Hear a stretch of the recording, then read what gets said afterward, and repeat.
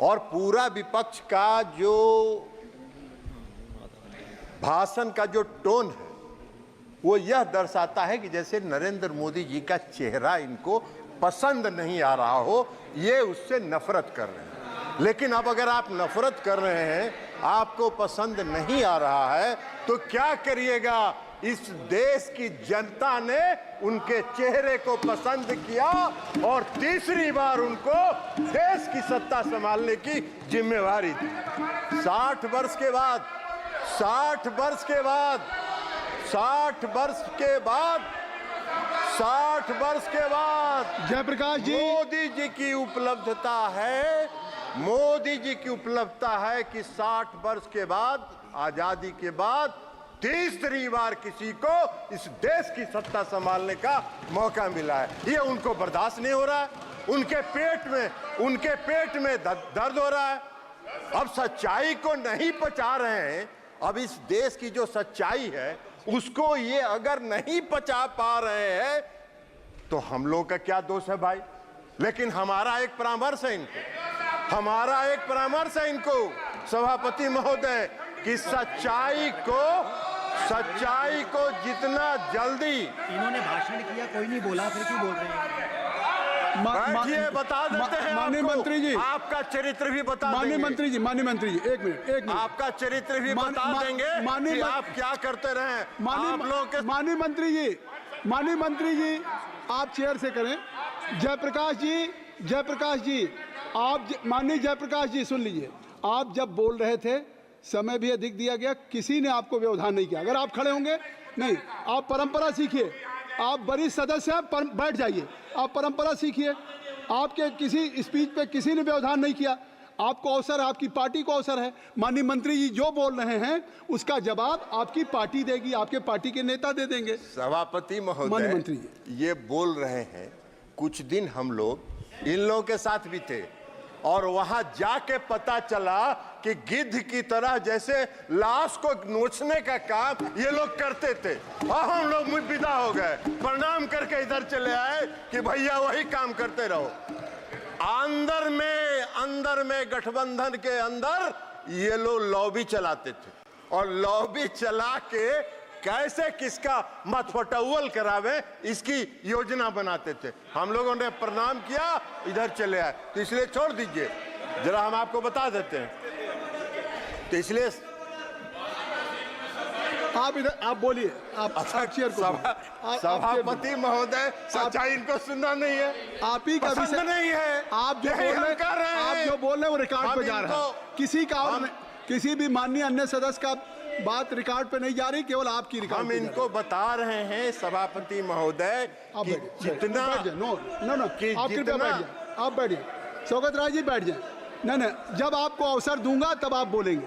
आपको भी no point of order, please माननीय मंत्री। सभापति महोदय, इनको हम बता रहे हैं कि जितना जल्दी इस सच्चाई को पचा लीजिएगा उतना ही आपके मन को शांति मिलेगी, नहीं तो पूरा मन विचलित रहेगा आपका और 5 साल इसी तरह विचलित रहिएगा। 99 का आंकड़ा बड़ा खराब होता है सभापति महोदय। लूडो पता नहीं गौरव गोगोई जी और बाकी लोगों ने खेला है कि नहीं खेला है। लूडो खेल के 99 पर पहुंचते हैं और जब सांप काटता है तो 0 पर पहुंच जाते हैं। यही हाल है। तो इसलिए जरा इनको मन की शांति को जितना जल्दी ये शांत कर ले और देश की सच्चाई को जितना जल्दी ये स्वीकार करेंगे उतना ही इनके लिए चैन मिलेगा, इनको भी चैन मिलेगा और देश को भी चैन मिलेगा। और इस देश में जो नरेंद्र मोदी जी ने आत्मनिर्भर बनाने का जो काम प्रारंभ किया है वो आगे बढ़ता रहेगा, उसमें व्यवधान ये नहीं डालने का प्रयास करें।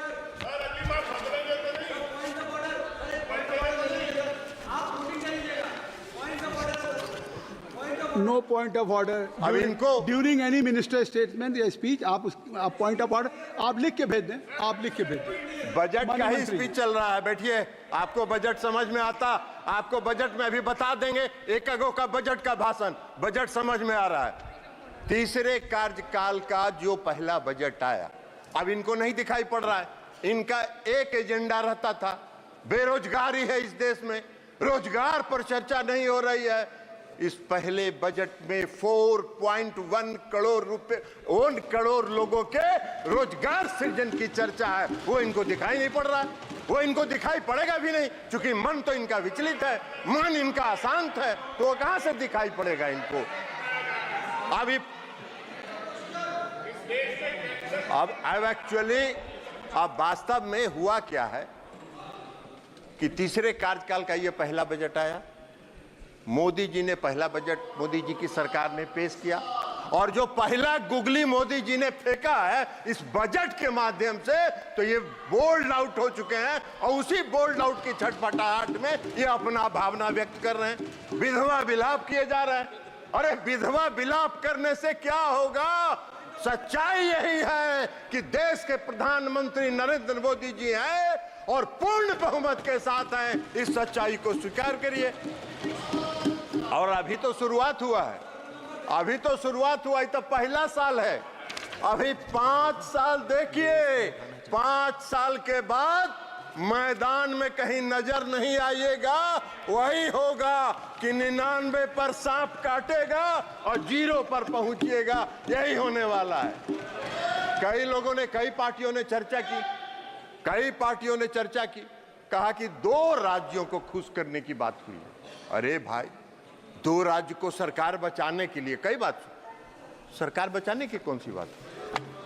ये प्री पोल अलायंस है, और हमारा हो या तेलुगु देशम पार्टी का हो, प्री पोल अलायंस है, और यह अलायंस फेविकोल से सटा हुआ है। आपके साथ भी रह के आपका चरित्र भी देख चुके हैं, गिद्ध की तरह आप लोग नोचते हैं, सत्ता मिला नहीं कि कैसे सत्ता को घींचते रहे, ये काम करते रहे आप लोग। हम लोगों ने प्रणाम किया और चल दिए। इसलिए आज जेडीयू हो या टीडीपी हो, सत्ता के साथ प्री पोल अलायंस में हम लोग सरकार में आए, और प्री पोल अलायंस 5 साल का पूर्ण बहुमत मिला है। आप क्लीन बोल्ड हो चुके हैं, चिंता मत करिए। सभापति महोदय, सभापति महोदय, सभापति महोदय, हम पर अभिषेक बनर्जी जी का भाषण पढ़ रहे थे। अच्छा विभाग, आपको ये सब यही काम तो करते रहे आज तक आप लोग, आप लोग यही काम करते रहे। आप चेयर पर गिद्ध के तरह कैसे नोचना है, ये सब नहीं होता है यहाँ, आराम करिए आप। महोदय हम अभिषेक बनर्जी जी का भाषण पढ़ रहे थे। अभिषेक बनर्जी जी ने भाषण दिया और कहा कि मोदी जी का 4 जून 2024 को जो पहली सरकार बनी, rejected the people of India, which was rejected by people of India. वाह रे भाई, आपके ज्ञान का हमको प्रशंसा करना होगा कि पूर्ण बहुमत की सरकार आप कह रहे हैं कि rejected by the peoples of India. वाह, पूर्ण बहुमत नहीं दिखता है इनको। अरे सच्चाई को अभिषेक बनर्जी जी स्वीकार करना चाहिए। इन्होंने कहा क्या भाषण में?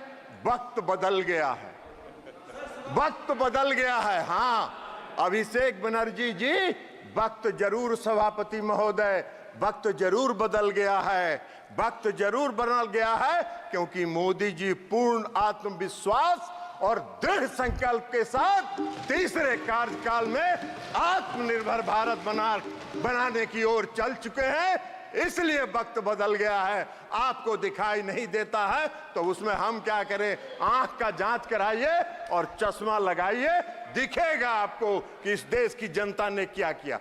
हमको आशा करते थे, हम उम्मीद करते थे कि अभिषेक बनर्जी जी जब भाषण दे रहे थे तो वो कहते कि पश्चिम बंगाल में महिलाओं के चिरहरण का जो वीडियो वायरल हो रहा है उस पर क्षमा मांगते, इस देश से, उस पर इस देश से क्षमा मांगते, लेकिन नहीं मांगे, नहीं मांगेंगे, नहीं मांगेंगे, क्योंकि पश्चिम बंगाल में वो जैसे चिरहरण हो रहा है, महिलाओं पर अत्याचार हो रहा है और जो आम लोगों पर अत्याचार हो रहा है वो उनको नहीं दिखता है। अभी इसी सदन में अभी बता रहे हैं बता रहे हैं जयप्रकाश जी। अरे जयप्रकाश जी बैठ जाइए, एक मिनट आपको बता रहे माननीय हैं। मंत्री जी आप चेयर को एड्रेस हाँ, करें। सभापति महोदय, बस, आप चेयर। सभापति महोदय, इसी सदन में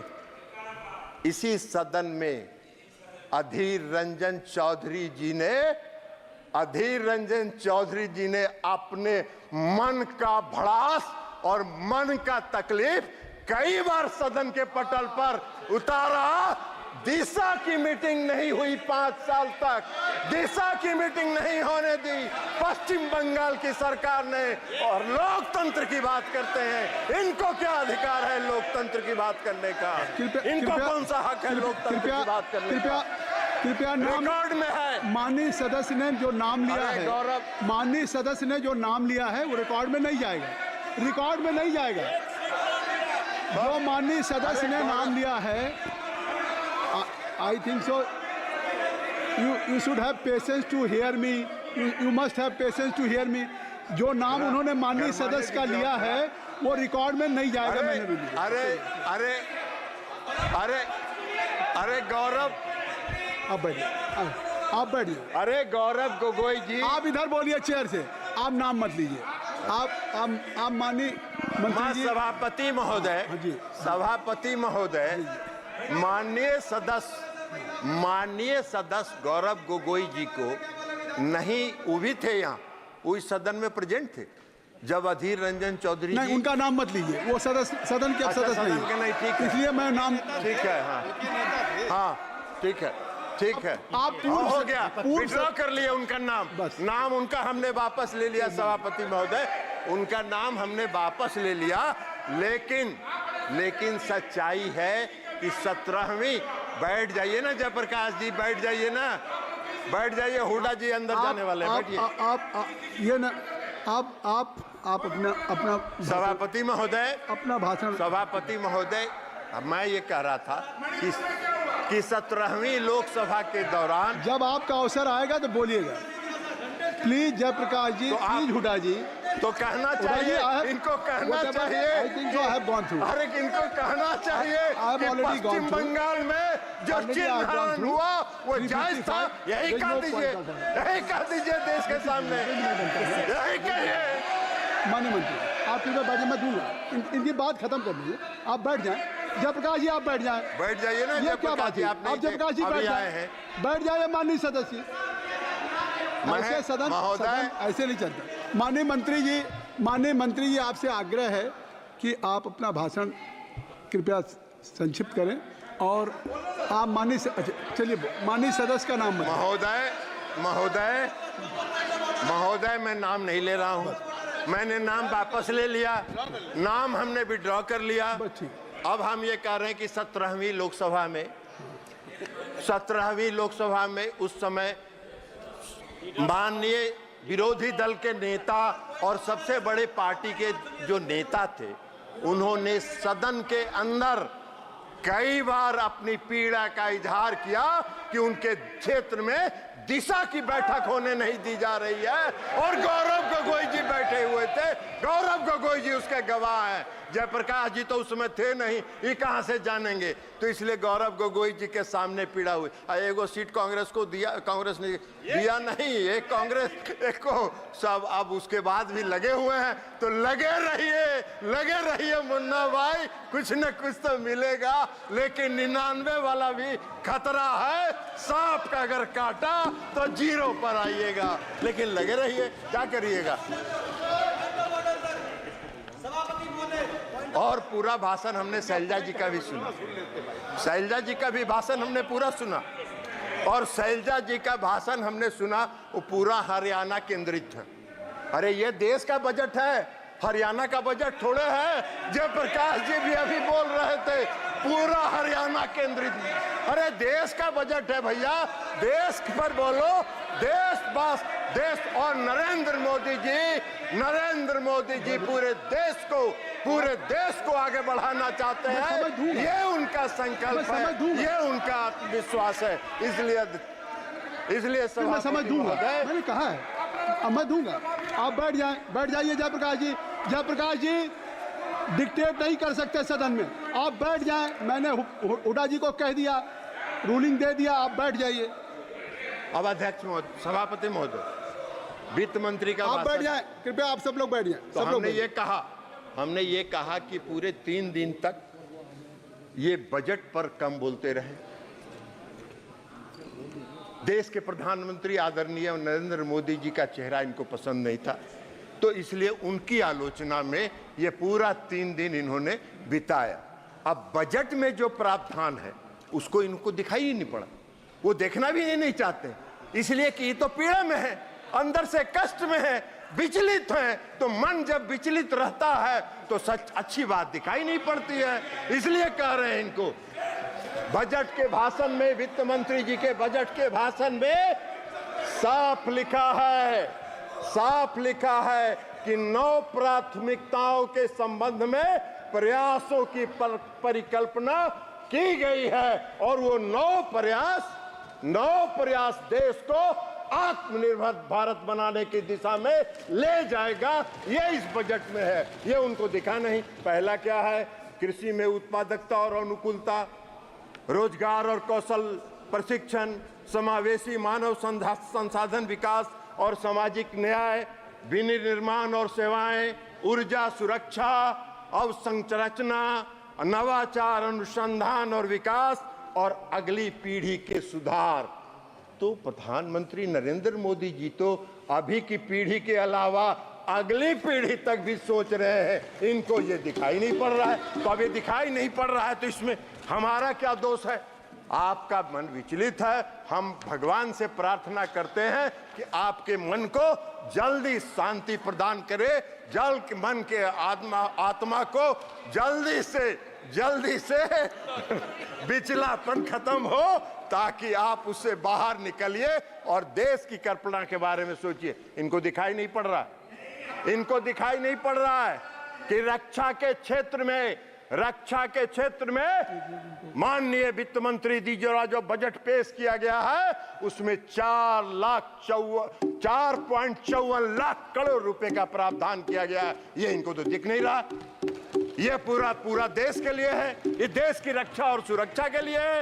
इनको ये नहीं दिख रहा है कि ग्रामीण विकास के क्षेत्र में 2.65 लाख करोड़ रुपए का प्रावधान किया गया, वो इनको दिखेगा नहीं। इनको नहीं दिखेगा कि कृषि को अभी चर्चा कर रहे थे माननीय सदस्य श्री सभापति महोदय जयप्रकाश जी, कह रहे थे कृषि का बड़ा नुकसान हो रहा है। अरे कृषि के क्षेत्र में 1.52 लाख करोड़ रुपए का प्रावधान इस बजट में किया गया है, वो आपको नहीं दिख रहा है। शिक्षा के क्षेत्र में 1.25 लाख करोड़ का प्रावधान किया गया है, वो इनको नहीं दिख रहा है। स्वास्थ्य सूचना एवं प्रौद्योगिकी के क्षेत्र में 1.16 लाख करोड़ का प्रावधान किया गया है, वो इनको दिख नहीं रहा है। इनकी नजर से ओझल हो रहा है। इनको दिख रहा है तो सिर्फ मोदी जी का चेहरा दिख रहा है, और मोदी जी का चेहरा देख के ये भड़क जा रहे हैं। साहब बात देख नहीं रहे, लेकिन भड़किएगा तो क्या करिएगा? देश की जनता को वही चेहरा पसंद है, तो इसलिए वो चेहरा आगे बढ़ रहा है। ऊर्जा के क्षेत्र में, समाज कल्याण के क्षेत्र में और कॉमर्स और इंडस्ट्रीज के क्षेत्र में जो प्रावधान इस बजट में है वो इनको देख नहीं रहा। तो इनको 2 बात दिख रहा है। एक बात मोदी जी का चेहरा जो इनको पसंद नहीं है, तो उसमें देश की जनता उनको पसंद करती है। आपके पसंदगी नापसंदगी का कोई अर्थ नहीं है। आप जितना जल्दी उसको स्वीकार कर लीजिए और मोदी जी का चेहरा पसंद करने लगिएगा, उतनी ही जल्दी आपके मन को शांति मिलेगी, ये हम आपको कह रहे हैं। और दूसरा इनको दिख रहा है बिहार और आंध्र प्रदेश। अरे भैया, ये जो पूरा बता दिए, इसमें बिहार और आंध्र प्रदेश आता है क्या? पूरा बिहार और आंध्र प्रदेश आता है क्या? पूरे देश के विकास के लिए मोदी जी संकल्पित हैं। मोदी जी की सरकार संकल्पित है। आत्मनिर्भर भारत बनाने की दिशा में आगे बढ़ रहे हैं, आगे बढ़ते रहेंगे। पूरी आत्मविश्वास, इच्छा शक्ति और दृढ़ संकल्प के साथ आगे बढ़ रहे हैं, और इसलिए इस बजट का हम समर्थन करते हुए अपनी बात समाप्त करते हैं। बहुत बहुत धन्यवाद। धन्यवाद। माननीय दीपेंद्र हुड्डा जी, जब आप पहली बार खड़े हुए, मैंने कहा कि माननीय मंत्री जी का भाषण हो जाए, मैं आपको दूंगा अवसर। इसके बावजूद भी लगातार व्यवधान हुआ। नहीं, अब आप मुझसे डिस्कशन मत करिए। आपने एक बात उठाई, मैं उसका पहले जवाब दे दूं पूरे सदन के लिए। भविष्य में अगर चेयर से आपको इस बात का आश्वासन मिल रहा है कि नहीं जयप्रकाश जी आगे तक चले आए, हाउस के बेल तक नाम लेंगे, तो आपको अवसर मिला था, आप भी नाम ले रहे हैं, तो नाम लेने से नहीं, जो इस सदन के सदस्य उनका नाम लिया जा सकता है, क्योंकि उसको अवसर है, वो अपनी बात में जवाब दे सकता है, श्री दीपेंद्र हुड्डा जी। लेकिन भविष्य में ख्याल रखिए, अगर आप व्यवधान करेंगे, कल वो तय कर लेंगे कि आप बोलेंगे तो वो व्यवधान शुरू करेंगे, तो मुझे लगता है जो सदन की एक मर्यादा है, सदन की गरिमा, पूरे देश के लोग आपको देख रहे हैं, अच्छी डिबेट हो रही है, चाहे इस पक्ष से हो चाहे उस पक्ष से हो। मेरा आग्रह है कि अगर आपके मन में, एक तो नॉर्मली बजट पे सामान्य चर्चा पे कोई पॉइंट ऑफ ऑर्डर नहीं होता, नीतियों की आलोचना होती, कार्यक्रमों की आलोचना होती है, लेकिन इसके बावजूद भी अगर आप कोई बात उठाना चाहते हैं